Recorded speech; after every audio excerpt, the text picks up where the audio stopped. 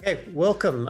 So this is the first of a new monthly series of videos that we're going to be putting out on our YouTube channel. And I'm going to start by introducing the host of this monthly show, and it's Lisa Maynard Atom, who is our latest board addition. And so she's the apprentice to the MBH Board of Directors.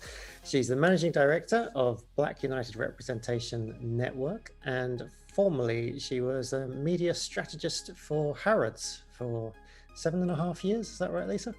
That's right, 7.5 years. Very cool. So, look, I'm really excited about this. Normally, what happens is I speak with our board members pretty much on a monthly basis.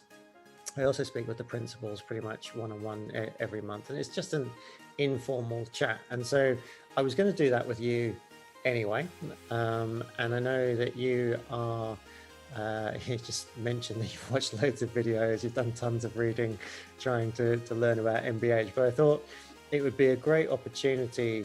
So instead of just sharing with you what MBH has been doing in the past month and answering your questions, if we record this, and I'm sure a lot of your questions will also be questions that other investors have. And also I will in future, as we get questions from investors, I'll pass them on to you, and you can hold my feet to the fire each month and get me to answer any questions that have come in.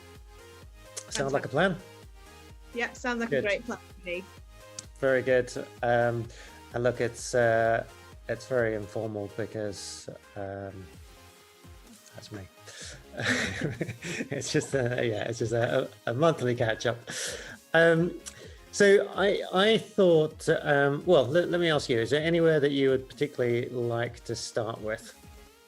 I think I would like to start with the annual results, if that's okay, because I've been reading through them, so I think that would be a fantastic place to begin. Very good. Well, look, I will start with that. I know that a lot of people watching will have seen our announcement about the divestment of Parenta yesterday. So I'll also get into that towards the end of the call. But let's start with the annual results. So it's very strange doing annual results because it's talking about what happened in 2020, which already just seems like a lifetime ago.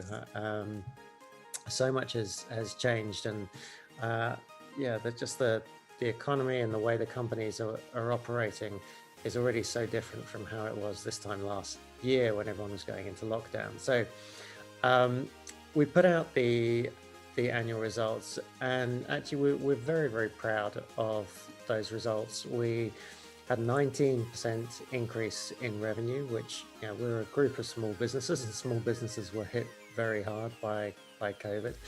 But actually the only losses that we suffered were in one sector, and it was the construction sector. And obviously very difficult to do construction when you're in lockdown. So the construction sector, which had been a huge part of our revenue and our profits the year prior to that, obviously had a tough year. I'm very pleased to say they've bounced back, and I'd say they're all pretty much on target for sort of pre-COVID results. So that's great to see that. So all of the companies survived. I think there's a number of companies, number of our peers outside of the group that didn't survive the challenges of 2020, and I think had they been part of a group like ours, they probably would have survived. So that was good. And 15 of the companies ended the year in profit, and that allowed us for the second year in a row to offer a dividend. So we are able to pay our shareholders about 2% dividend based on the current price. So very happy with that. That's fairly unique for a young, newly listed company to be able to offer dividends 2 years in a row. So yeah, we're very, very happy with that. We obviously have diversified significantly, and I think we'll see when in September we show our first half year numbers for 2021. And I think people will be able to see a little bit more clearly how we have diversified into more different sectors. So I think as of today, we are 25 companies across 8 industry verticals in 5 different countries. So that diversification really does help us. But yeah, it's now that we're kind of moving into 21, it's very, very, very positive. Pretty much every company that I speak to is recruiting at the moment, and that's that's always a good sign. In fact, Acacia, one of our education companies, has added, I think we've added more than 60 companies, 60 employees in the last 6 months, which in the world of small business, that's hugely impressive. But it's I guess a demonstration of how buoyant the market is in adult vocational training right now. So that's very exciting. And of course, we've got the other sectors. So the taxi sector has been booming. We went from no taxi companies or no transport companies in August of last year to 4 taxi companies in the group, and combined, I think that puts us in the top 10 by fleet size in the UK already in sort of a 6-month period. So, and I'm kind of jumping around a little bit here, but the last acquisition that we did was up your end of the country, Lisa. Is not quite all the way out to Manchester, but up in Stoke, we brought on Intercity Taxis, which again, I think it's a 40-year-old company, and our 4th in that transport network. So yeah, that's getting very exciting as well. So from that little brain download, any questions pop up or thoughts? I think in terms of another question I have is in terms of the research. We just touched on Acacia. And more the stuff I've been reading, obviously, about MBH. There have been some research around increased optimum in terms of small businesses and challenges of recruitment and retaining of staff. So if you could talk maybe a little bit about that, that would be fantastic. Yeah, great. Somebody's reading our research. It's you. That's great. So no, we've been doing some really cool research. Actually, we're working with a great team down in London. We have been talking to our own companies and doing research with a whole bunch of small business owners in the UK, in the US, and Germany, which are kind of the 3 key markets for us.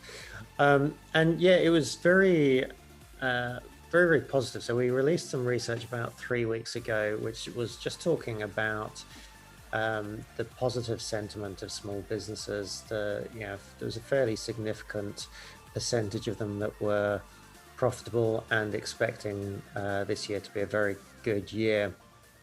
All of the research, by the way, is available on mbhcorporation.com, so you can download that. But it's quite widely picked up in the media as well. But you're absolutely right. That gets you on to staff, because if your business is booming, then you need to recruit. And small business owners always complain about not being able to get good staff. It's I think it's perpetually a challenge, and it's a good challenge, I guess. But yeah, it does seem to be a very big issue, and I think it's one of the areas that we've always tried to address at MBH. So MBH is really about leveling the playing field between small businesses and big businesses. That's very difficult to do when it comes to attracting or retaining staff, because small businesses just don't have the resources that the big companies do. Now, if you talk to a bored corporate employee, they will always tell you that they would love to go and work in a small business, and they like the culture of small business and the opportunity to be across all the elements and fast growth and all of those good things. But there's a huge risk of going from a big corporate job to a small business. And at the end of the day, most people don't do it. They don't take on that risk. So the nice thing about bringing a company into MBH is suddenly you are able to level that playing field a bit. You are able to offer stock options. You are able to offer those, especially the senior team, the ability to say, okay, look, you can come and work in our small culture boutique business, but you're part of a bigger whole. You know, we've got opportunities to partner with companies in other countries. We've got opportunities to work with other sectors and other industries, and potentially even to do sharing of moving around companies within the group as well. So I think it's it's a really, because it's such an important part of small business. I think increasingly we're seeing that as being one of the key reasons why companies are joining. And just to touch, just to expand on that a little bit, is also that a lot of the businesses that we bring in, the founders probably only looking to work for another 3 to 5 years. They're sort of at the tail end of their careers. They've got very often they've got a great senior team who they would love to see taking the company on when they step down from the day to day, but they want to have them vested, and they want to have them kind of with that opportunity or the stake in the future. And so coming in and being able to give them stock options is a great way of doing that. And I think as we see more and more baby boomers getting towards the end of their careers, that will become an increasingly important element for companies wanting to join us. Great. I've got another question with regards to, obviously, as you said, I've been watching quite a lot of MBH videos. One of them was Meet the Principals ESG course. I was wondering if you could kind of elaborate on that a little bit more, please. Yeah, I love that call. So every quarter, if you haven't seen them already, if you're watching this, have a look on the MBH Corporation YouTube channel. So every quarter we have a Meet the Principals webinar. It's a live streaming webinar. There's always a few technical difficulties, just to let you know that it is genuinely live. But it's a great opportunity to especially to meet the new principals, so the ones who have joined since the last quarter. And each quarter we have a different theme. So the theme last month was ESG. And obviously that's a big part of MBH's beliefs and our approach moving forward.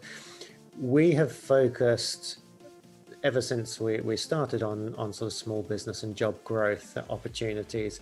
But it was really, really interesting to hear what each of the individual companies is doing.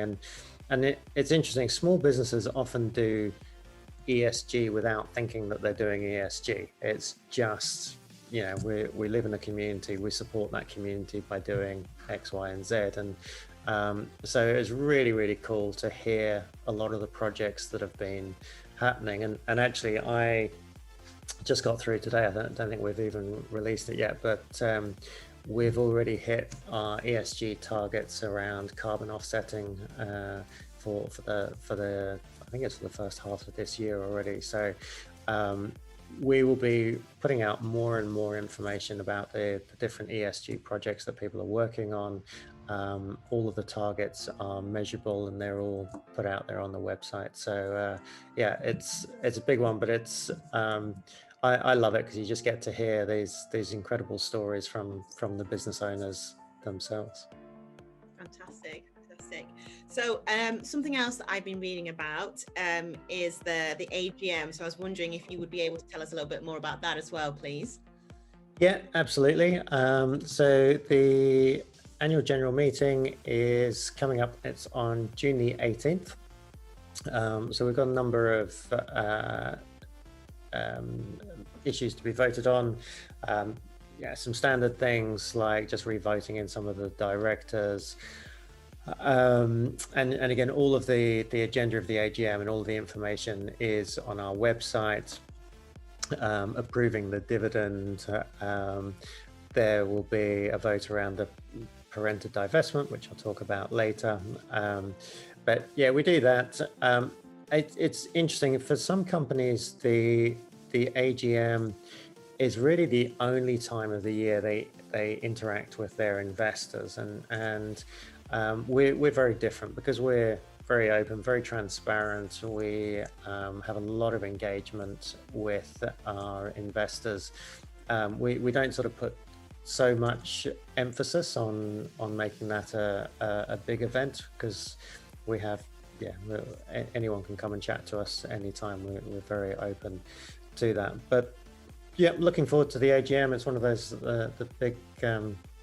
the big events on the calendar. So June the 18th, we'll get that done. Hopefully get all those resolutions passed and start issuing those dividends. Great. So something else I wanted to touch on, which you've mentioned already, was the divestment of Parenta. I was wondering if there's anything that you can tell us about that. Obviously, I know you can't say too much, but yeah, anything you could tell us about that? Yeah, so we put out a release yesterday, or whenever this has been watched, a couple of days ago, basically announcing that we're looking for shareholder approval to divest Parenta. So, and obviously until it gets approved, I'm limited by what I can say. So there's a couple of things that need to happen. We need to get shareholder approval at the AGM. We also need regulatory approval because Parenta is in the education business and it's a heavily regulated business. But I think that should all be straightforward. It's definitely caused some I guess, not concern, but certainly I've had quite a few questions from investors wanting to know a little bit more about it. Basically what I'd say is that, look, when we do a deal, when we bring a company into the group, it's obviously in everyone's, everyone believes that that's going to be a positive deal and it's going to be a long-term net positive for the group. And that's how we go into every deal. The reality is of business is that business is fluid, things change, and you don't always get a perfect fit. Now we've got an opportunity with Parenta, and Parenta's a good company, but we've got an opportunity now to divest it. So for Parenta to leave the group, and in return, we'll get 10 million shares back and be able to cancel those shares. Now, what that means for MBH is we're taking a company out of the group that won't have a material impact on our profitability this year. But we do get to cancel those 10 million shares, and that will take us down from approximately 70 million to 60 million shares, which has an immediate net positive on our earnings per share. Look, as always, we leave the door open, if things change in the future. But I think this is definitely for the best of MBH and quite possibly for Parenta as well. So hopefully we'll get the vote passed at the AGM. We'll get regulatory approval, and then we can move on and focus on bringing in some more companies, because we've got lots lining up to join us. Fantastic. That's it for questions for today from me. I definitely am going to have more, because as you said earlier on, I am doing lots of reading and watching videos and research. So I'm definitely going to have more for the future. But before we wrap up, is there anything else that you'd like to add? No, I just one thing, I guess, which and I think you've probably already seen one of these, but we have also one of our principals, Melissa Shea in the US, is running a series called Fireside Chats, and she is working her way through all of the principals in the group and taking a little bit, because often when they do like the Meet the Principals, it's just a very short snapshot, but these business owners have got some incredible stories. So she has got the wonderful job of sitting with them and doing these fireside chats, which are kind of 30 to 45 minutes in length. She's having a fantastic time doing them. I'm loving seeing them, but we've got a whole lot more just coming through the pipeline. So stay tuned, get subscribed to YouTube, and look out for those, because they're a lot of fun. Yeah, fantastic. I must admit, I'm doing my little meets and greets at the moment with all the principals, and it is really, really interesting. So yeah, I'm keen to see the rest of them. But thank you very much for answering the questions today, Callum, and I will see you again. Cool, it's fun. Session. Absolutely. I'm looking forward to it. Thanks, Lisa. Find out more today at mbhcorporation.com.